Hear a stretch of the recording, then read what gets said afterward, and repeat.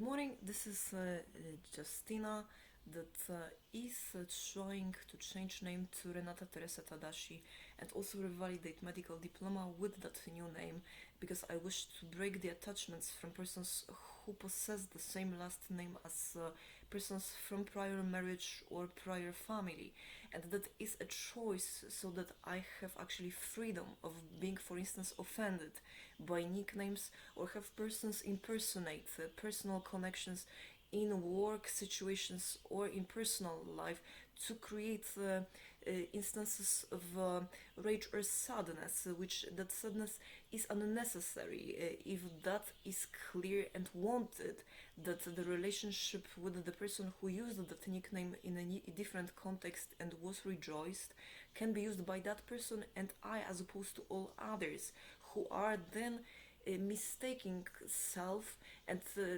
depriving me of an opportunity to get to know them for who they are. This is an important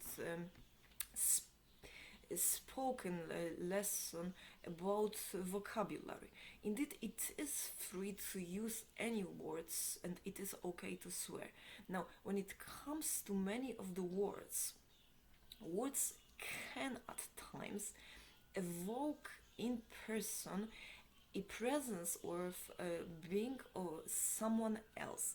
So, for instance, meeting a person for the first time, such as an officer, it is better, the same as meeting a physician, to address that person in the title that that person provided, as also an alternative that if that person prefers to be called someone or something else, respect that volition which is superior always to whatever it is that the other one uh, calls that person. So even if that person is not at work and that person prefers to be called an officer at all times, that is a choice and that is also to be liked or disliked. For instance, when it comes to sexual circumstances, there was a comedy about Maestro, which was a person who was a musician, and that woman, because she actually preferred someone else, a person depicted by Tom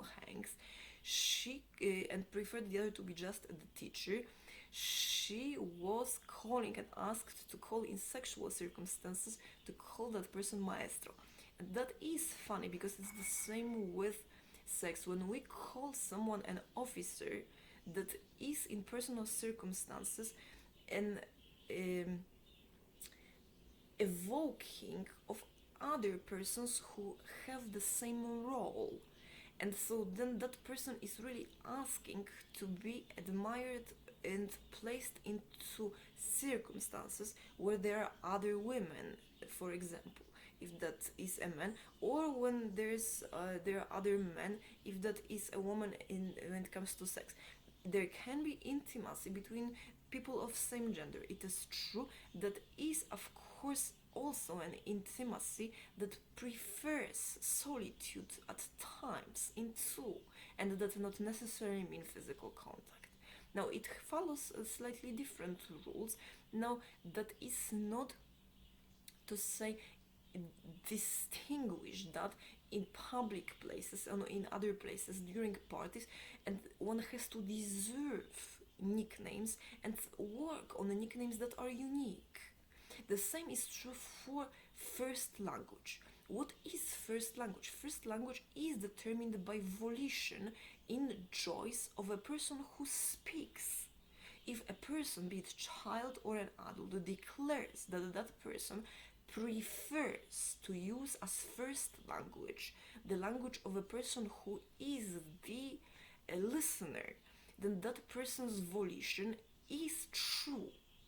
That person may struggle, but that is depicted in the joy of that person of using that language or love for the language that can with time very quickly add up to 100% of spoken language in no relation to other languages.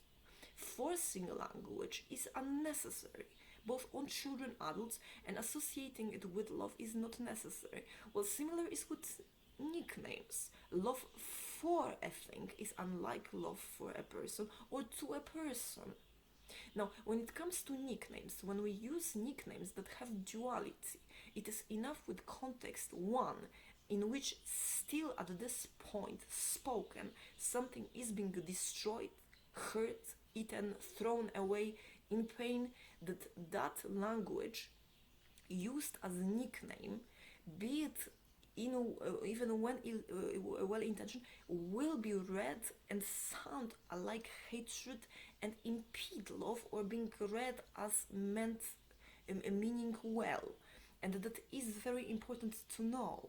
That is at times then, for instance, describing the person's anatomy, referring to a person in a consultory in an intimate way, because there's intimacy of such encounter called a patient-doctor confidentiality.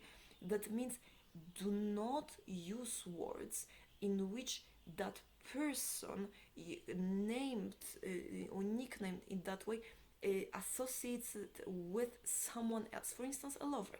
Also, do not use words used by mothers, by other persons. Use word that little person, which is also can be an adult or a child, or a large one, which can be also age or a size, prefers self, and ask, how do you refer to your body parts? What is okay for you to call an abdomen for you, because this is how I call it, and we can compare them and adjust the language to describe it to one another. What is the problem, and what what the problem is or was, and if that appears to be a problem again, come up with a solution. Now that is the idea of then not being enraged, because for instance a crying dog somewhere harmed is self providing a nickname big dog to obtain love. That is unnecessary. Dogs are loved same as all other animals, and we do not provide anesthesia, or we do not provide love nicknaming it that way. It needs to be realized that we are no different, that we are no different when it comes to life and pain, and not do harm to others. And that is not the reason to because others refuse to stop hurting animals or humans, to actually nickname it to in same way to alleviate that suffering in fear, that mistrust that one is the same. I am not the same as other doctors. I am also not the same as other humans. And the same is with each and every person. We don't know how a person is despite the association with color or sometimes verbal coincidences. I may use vocabulary which is a cluster of many persons that I made connaissance, or I met with and spent time with, including my ex-husband. It does not mean that that vocabulary is not preferred by only me. That does not mean also that if person harmed me, I want to read of education or of vocabulary, and that is true for all. That does not also mean that impersonating a person who did harm to me, that it actually brings good emotions towards one. One using a nickname that belonged to my mother evokes being a mother, and for instance for an adult male being in a consultory, or another woman who is a unique individual and I wish to befriend or have a professional relationship with, that is unwanted. Why? Because it prevents, for instance, unique relationship like my mentor of hers with her child. And it is a lack of knowledge that is then provoking an impression that person sells herself and her intimacy, as opposed to enjoying house in the mountains and having faith that actually that house is like a prep, in which we remove everything that is not to be used, place a mob, or put schedule, or tell people arrange it for yourselves, and we are free from obligations and expectations. And the love is not for sale, and money is token of love, or token of rejection. Money not given for food is token of I don't love you. And I as an adult am as a child, which is not proud for a last name source. For me, for example, when person brags to be superior to me in profession and impedes the use of that profession here or abroad in envy. That is regardless of who that person promotes, and it's the same with officers or the other physicians and all of the other professions as well. Enjoy your day and please learn from me. This is useful for all that video, with special mention here that we all need all of the profession, but we only need also vocation in which a person risks uh, life to prevent others from committing harm. I in rage may feel anger or I'm at hurting back because I am not a trained expert to in defense. A soldier is, right? And a soldier is trained not to kill, because humane is to not kill and not offer own life. That creates is a source of hostage situation. Defense is a person who is so good at shooting as Robin Hood. Meaning, if the most beloved, most adored person, as sister, mother, or spouse, chosen as most desired and most loved, or own child, is placed on a range and shot at, that person will have confidence of that person, that that person will never kill with own life, targeting to not kill and to remove, for instance, even a needle from a person who is trying to harm another person, or who is trying to do something that one has less skill at. That has to be wanted. Consent in medicine expresses volition, the same as consent for sex. Doing anything against consent is failure to use authorities who inquire, do you have an intention to do harm, or is that a tool to cut bread and I am stressing you out? If so, I apologize, because you don't know my level of training and preparation.